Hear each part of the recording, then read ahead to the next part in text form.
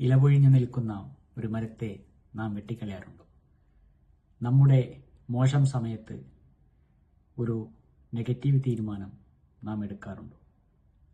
ആഫ്രിക്കയിലെ ഒരു വലിയ നഗരം, ആ നഗരത്തിൻ്റെ മേയർക്ക് 4 ആൺമക്കളായിരുന്നു. തൻ്റെ കാലശേഷം അവരിൽ ആരെയെങ്കിലും ആ നഗരത്തിൻ്റെ മേയറാക്കാൻ അദ്ദേഹത്തിന് അതിയായ ആഗ്രഹമുണ്ടായിരുന്നു.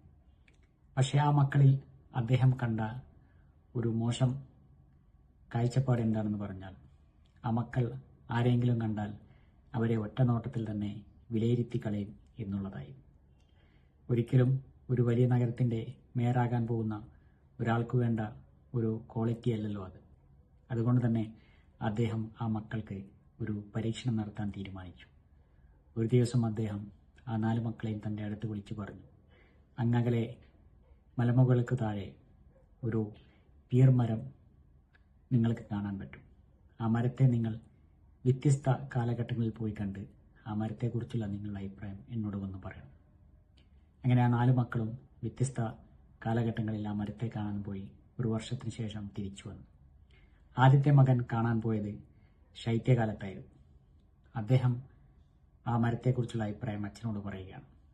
ഞാൻ ആ മരത്തെ കണ്ടു. ആ മരത്തിൽ ഒരു ഇല പോലും ഇല്ലായിരുന്നു. ഒരു ഉണങ്ങിയതുപോലെയുള്ള ഒരു മരം.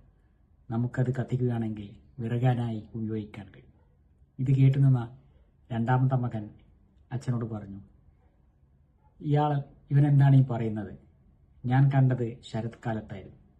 ആ മരം മൊത്തം വളരെ മനോഹരമായി പുഷ്പിച്ചു നിൽക്കുന്ന ഒരു കാഴ്ചയാണ് ഞാൻ കണ്ടത്. ആ മരത്തിന് ചുറ്റും തേനീച്ചകളും ചിത്രശലഭങ്ങളും തേൻ കുടിക്കാൻ പോകുന്നുണ്ടായിരുന്നു. വളരെ മനോഹരമായ ഒരു കാഴ്ച. ഇതൊക്കെ കേട്ടുനിന്ന മൂന്നാമൻ ചാടി എഴുന്നേറ്റ് അച്ഛനോട് പറഞ്ഞു, അച്ഛാ, ഇവർ പറയുന്നതൊക്കെ കളവാണ്.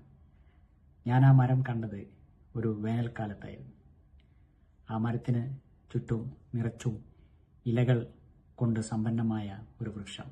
അതിൽ പുഷ്പങ്ങൾ പഴങ്ങളായി മാറിയത് കാണാൻ കഴിഞ്ഞു എനിക്ക്. പക്ഷേ ആ പഴങ്ങളൊന്നും പഴുത്തിട്ടില്ല. അതുകൊണ്ട് തന്നെ അതിനൊരു കയ്പ് നീരായിരുന്നു. ഇതൊക്കെ കേട്ടുനിന്ന 4ാമത്തെ മകൻ എഴുന്നേറ്റ് നിന്ന് അച്ഛനോട് പറഞ്ഞു, അച്ഛാ, ഇവർ കണ്ടതൊന്നും ആ മരമാണെന്ന് എനിക്ക് തോന്നുന്നില്ല. ഞാനവിടെ പോയപ്പോൾ ആ മരത്തിൽ നിറച്ചും പഴങ്ങൾ പഴുത്തു കിടക്കുകയായിരുന്നു. തേനൂറുന്ന സ്വാദിഷ്ടമായ പഴം.